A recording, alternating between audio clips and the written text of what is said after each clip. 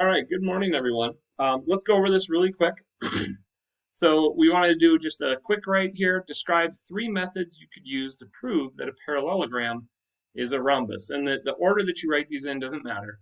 But you already know it's a parallelogram. So what other properties would we have to say in order to make sure that this is a rhombus? Well, one of them could be prove the diagonals are perpendicular. Or prove the diagonals bisect opposite angles. Or you could use the definition of the rhombus and prove there are four congruent sides. Because if you have a parallelogram with four congruent sides, then it is for sure a rhombus. It might be more if we can prove more, but we know for sure that a parallelogram with four congruent sides is a rhombus. Okay, couple of things really quick before we get into our lesson today. The nice thing is we don't have a lot of work to do, which means you're going to get some work time today. Um, I just want to give you an overview of this week. So, what are we doing this week? We're going to do a little bit of notes on the last section of this chapter, section 8.6. And then our homework is to work on the project, and some of you already submitted that, but it is due tomorrow. Sometime tomorrow. If you submit it at 11:59 tomorrow, it's on time and you're good. All right. I am going to go over a couple of things about that project, that some questions that popped up that now you've had a chance to think about it. Those questions may um, become more pertinent. Okay. Tomorrow, all chapter 8 late work is due at 11:59, right? Our goal is to get you guys prepared to end this part right before winter break on a fresh note. You have all your missing work done. Your chapter project is submitted. I will update grades kind of after this, so you'll know where you're at. And then you can enjoy your break. And when we come back from break, then it's like you're starting fresh. You got everything in. You don't have to worry about any missing work. So that's the idea here. And then what are we doing on Friday and next week, Monday or Tuesday, depending on when we have each other? Um, on Friday, we're going to learn the distance and midpoint formulas plus something called the triangle inequality theorem. We're kind of treating this as a day of wrapping up some things that just didn't fit in for the rest from last trimester. And then you're going to just submit that work to Schoology for that homework. So same thing on Monday, Tuesday is going to be another lesson on just some things that we didn't get done. Okay, nice little quote for today. We are all like beautiful snowflakes. We are all different and beautiful in our own way. Okay, so we're going to do a Zoom poll here quick. And this is just meant, you don't have to write this down. As soon as I can get the poll up.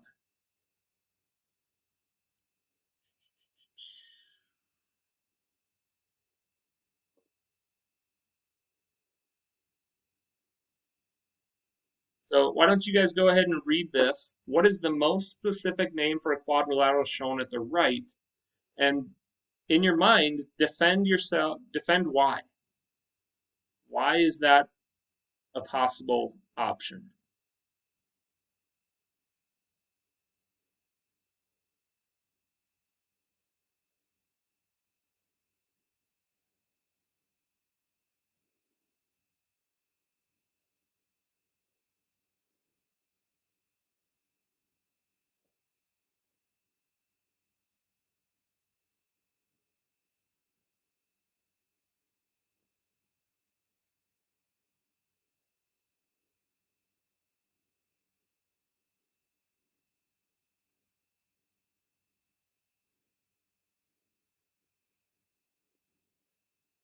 So I will open up a poll. I haven't put that out yet, and you don't have to do it in a chat. I just thought that I could quickly launch this poll. Um, so only answer the first question because there's only one on here. So is it A, B, C, or D? Just answer question one, and then that's it.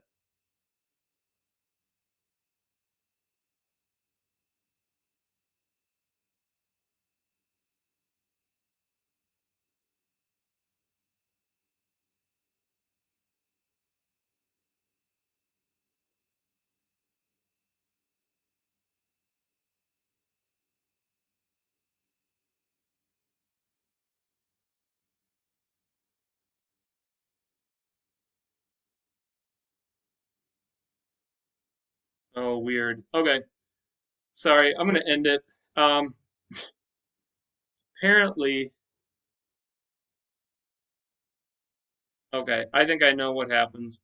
As you guys can tell, I'm learning how to use these polls as we go. So, do, do, do. Let's try this.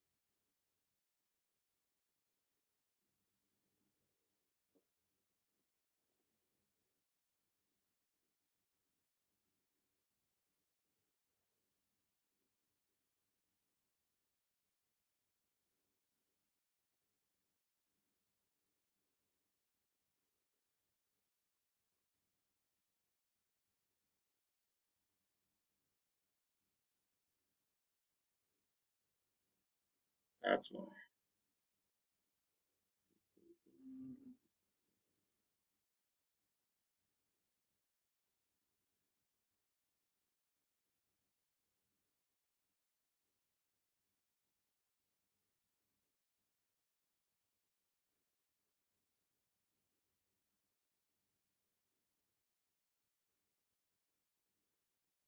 Okay, I finally figured out. Go ahead and answer this one.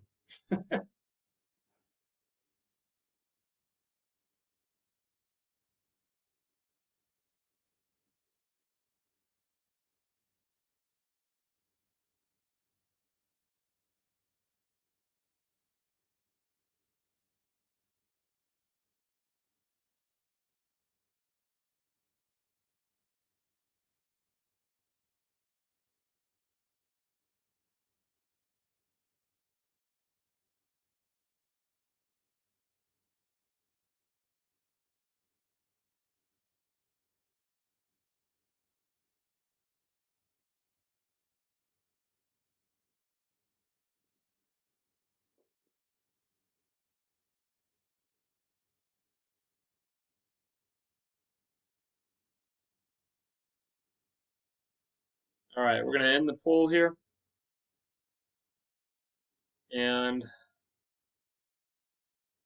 think you can now view the results. The most, now I didn't say which answer was correct yet, but you can see the results of what the students had or what you guys answered. So 65% of us said it was A, 22% B, 9% was C, and 13% was D. So let's talk about which one this actually is. And we have to be very careful of how we interpret this. So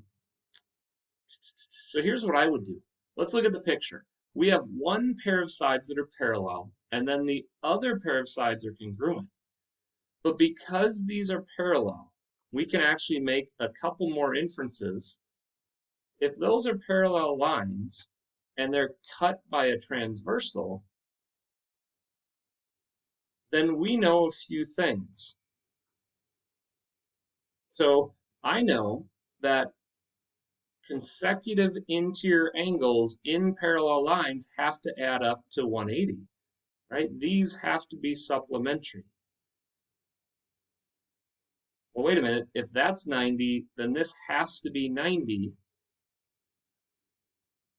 And notice, now these two angles are 90. So because this angle is 90, this angle, that proves that these two sides are both parallel.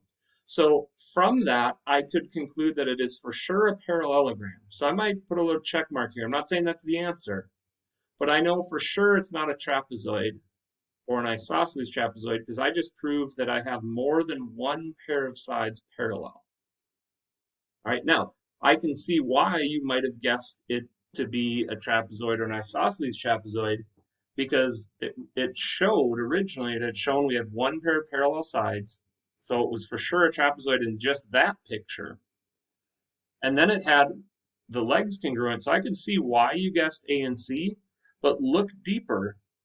And now you're going to notice that these two angles also have to be supplementary here and here, which actually proves that it has four right angles. So it's a parallelogram, but it's more specifically a rectangle. So the overall answer is A, but it was a a stretch to get there, right? We had to do a lot of thinking about what was given to get to that answer of A. All right. I would like you to think of this one. And I'll do another Zoom poll. And I'll let you think about this. A parallelogram with one marked right angle can be classified as a rhombus, rectangle, square, or kite. So think about that. And then we'll go over it in just a minute. And I'm going to get this poll back up.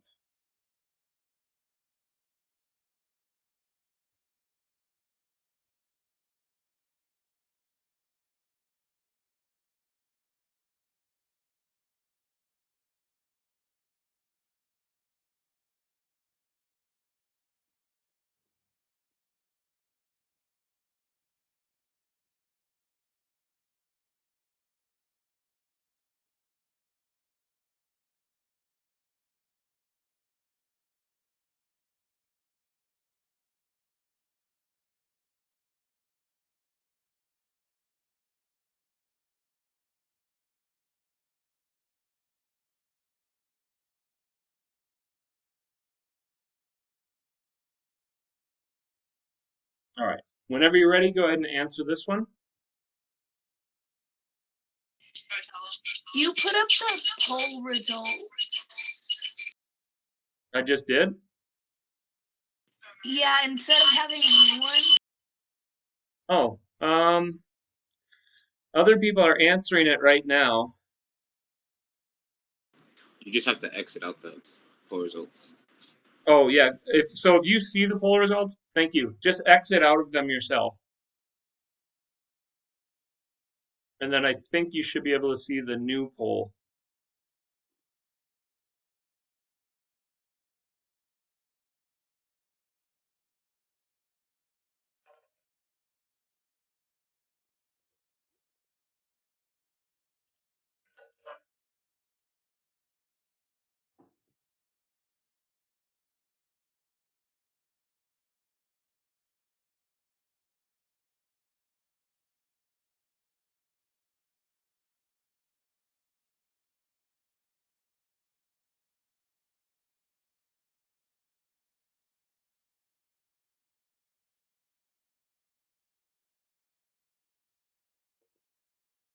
All right, so I'm going to end the poll and then we'll go over it.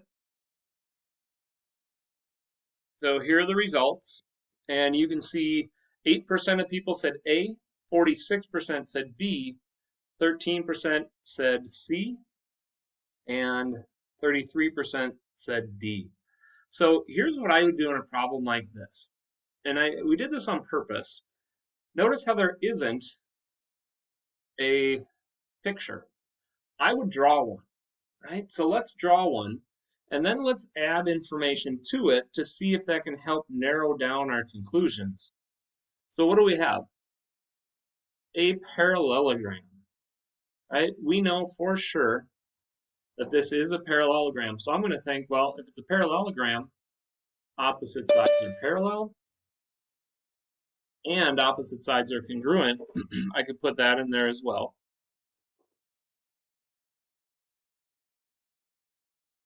So since we're only dealing with angles here, maybe I'm going to leave the markings on the sides alone, but let's deal with the angles. So now we have one angle that's marked. Well, because these lines are parallel, consecutive angles have to be supplementary. So this has to be 90 degrees. But same thing here, because both sides are parallel, or opposite sides are parallel, this has to be 90 and this has to be 90. So just from one 90-degree angle, I know it's a parallelogram with 4 congruent angles. So therefore, we don't know anything about the side lengths other than opposite sides are congruent. I don't know if they're all congruent. I cannot conclude that. So since I can't conclude that all are congruent, it can't be a rhombus. And since it can't be a rhombus, that eliminates the fact that it can't be a square. Now, I shouldn't say it can't. It could, but we need more information to justify that. So that's why I'm saying it can't. Well, a kite A kite doesn't have four congruent angles, which by process of elimination, it leaves the answer to be a rectangle. Okay, so here's what we got. Oh, actually, you know what? I want to show you a question. You can X out of the poll. You don't need to see that poll anymore.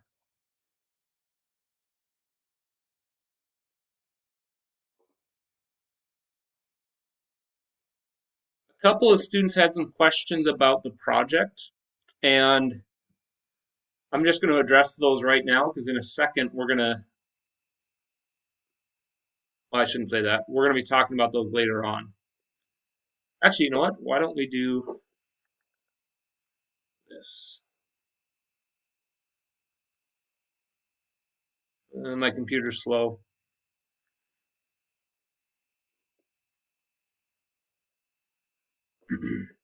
What we're going to do, I'll just explain this, is I'm going to put you in a breakout room right now, and I'm going to give you a chart that looks like this.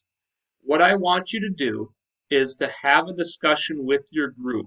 So these are the expectations. You're going to work together to fill out this chart, and you're going to complete it by just typing a red X into each box that has the given property. And here's the way I would recommend to do this, all right? So start with the first box, okay? We're going to start with parallelograms, and we have to decide if each shape always has the listed property. So if it does, then let's see, does a parallelogram always have all congruent sides? No, that's not true. Does a parallelogram have two pairs of opposite sides that are congruent? Well, that's true. So I'm going to put an X right in that box. And I believe the piece you have is actually a lot more friendly. Does it have exactly one pair of opposite sides that are congruent? No, a parallelogram has two pairs, so that wouldn't fit here. Are both pair of opposite sides congruent? Or parallel, excuse me. That would be yes. So you're just going to go through and put all the X's there. When you're done with this one, then you're going to move to the rectangle. And you're going to talk through it as a group and discuss. And if there's a debate, see if you can talk about it together and come up with a conclusion.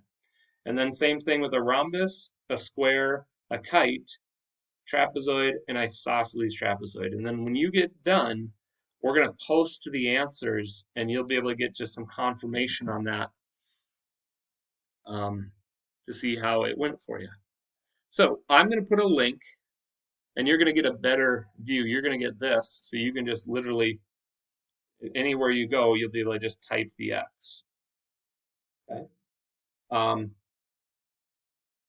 Now notice I do have breakout rooms 1, 2, 3, 4, 5, 6, 7, 8, and 9. So you're going to be put in a breakout room. I want you to replace the word name with your names, and then just as a group talk through these items, okay? We're going to probably spend about 10 minutes on this because it's going to take a while for us to go through this. And I'm going to put this in the chat right now. If you could open that up. And maybe one person in your group, if you just want to share your screen, that will probably make it easier for everybody to just see where we're all at. So once you get put out in your breakout room, have one person share their screen, and then we'll just talk through it. All right, we'll go about 10 minutes on this, and then we'll come back and we'll talk about the project. So I'll throw you in the breakout rooms.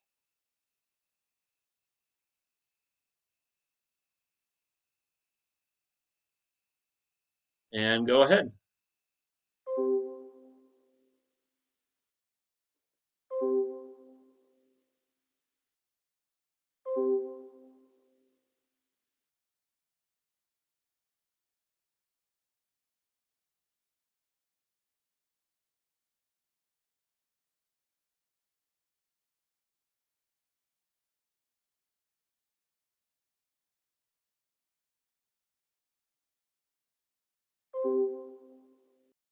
Okay, so going over the answers, what has to be true about a parallelogram? Well, a parallelogram has two pairs of opposite sides that are congruent.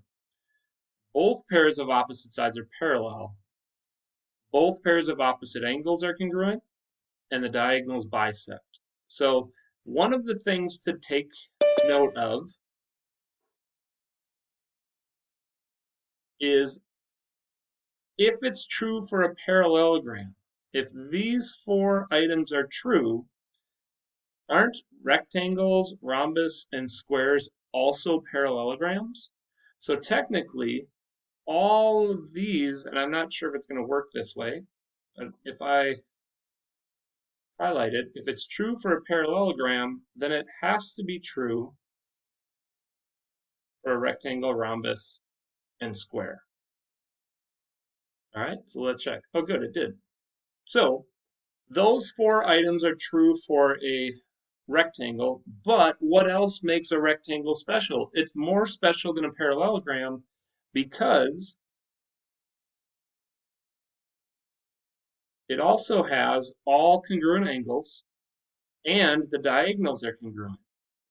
Now, wait a minute. If it's true for a rectangle, then it has to be true for a square. So I'm going to see, I don't think this will work. But those two blue pieces have to be true for a square as well. Well, what makes a rhombus special? Well, a rhombus is a, oh, sorry. Nope, you do not have to edit this. This was just something for you to check. I'm not going to go through and grade it or anything. So this was just for you to check your answers. So let's look at a rhombus. A rhombus has all the same properties as a parallelogram. And then it also has four congruent sides. The diagonals are perpendicular, and the diagonals bisect the angles. Those are the three blue pieces that we just talked about in our warm-up today. So if it's true for a rhombus, that means it has to be true for a square. If it's true for a rectangle, it has to be true for a square. So notice a square has all of the properties that a rectangle and a rhombus have combined. So notice the square is the most specific type of parallelogram because it has the most amount of properties. All right, then we go to the kite. Now a kite is definitely not a parallelogram. So it doesn't have the following conditions, but what a kite does have, a kite has exactly one pair of opposite angles that are congruent, and the diagonals are perpendicular. Okay? A trapezoid doesn't have much, right? The definition of a trapezoid is exactly one pair of opposite sides are parallel. So that's all it has for a trapezoid. But if it's true for a trapezoid, it has to be true for the isosceles trapezoid. Now, an isosceles trapezoid is more special than a trapezoid because isosceles trapezoid has one pair of congruent opposite sides, exactly one pair, those were the legs. And then it also has diagonals that are congruent. So this is just a nice chart to kind of visually get to see how the properties are linked. And I really like it for what it shows with, if it's a parallelogram, all of those properties are true for a rectangle, rhombus, and square as well. And then if it's true for a rectangle and rhombus, it's also true for a square. So this is just something to kind of piece everything together, and that's what this section was all about today. 8.6 was, let's take everything that you've learned and now put it all together. And what we're going to do is we're going to actually put it all together by talking about the project. So I want to show you one thing. This question came up a couple of times, so I think it's fair for us to talk about. A couple of students were saying, how do I put a picture in? So what I did was I emailed myself a picture, and then I used the snipping tool, right? Or you might have a screenshot. If you do the screenshot, we talked about that in first try. If you don't know how to do a screenshot on your computer, go ahead and just Google how to do a screenshot with whatever type of computer you have, and it'll show you. So I just took a picture, I emailed it to myself, and then I did a screenshot. And what I'm going to do then is I'm going to paste that into my slide. And you can adjust it to be whatever size you want. And then I need to annotate it, right? So what I did was I took a picture of my daughter and I have a square frame. Now, uh, I would do this better, knowing that what I want to do is I want to look for a square. Now it has a rectangle. I don't think a square is an option because you can take that rectangle and turn it into a square. It might be. You might just have to look around here for some options, but I'm going to take the rectangle and then I'm going to go over that part. Now, to make it appear a little better, I'm going to try to do some colors here.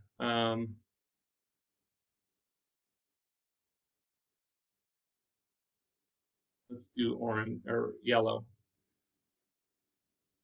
So I've got my square, and then it blanks everything out. So what I want to do is go to fill and do the transparent, and then I'm actually going to make the border lines a little bigger.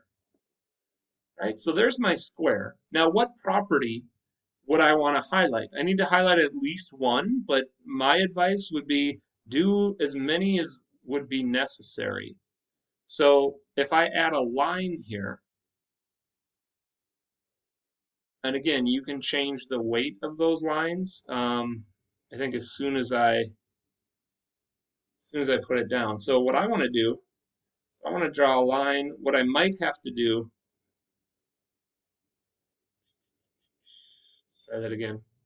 So I might have to put it down here, and then change the color, change the weight. That's a little thick, but you guys can play around with it. And then I can slide that to the spot that I want it. Now, there might be a quick way to duplicate it. So what I did here is I held the control button down, and then I just grabbed that line, and notice I'm showing that I have congruent sides there. Now I might throw, I'm going to deal with that later, but I grabbed this one. I want to change it so then the line just goes this way, and then I can drag it here and there. So I'm just holding the control button, or you can do a copy and paste it, however you want to do it.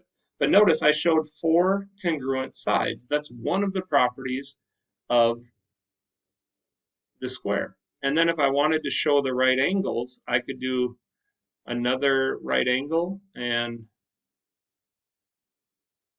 you can change all these to start, but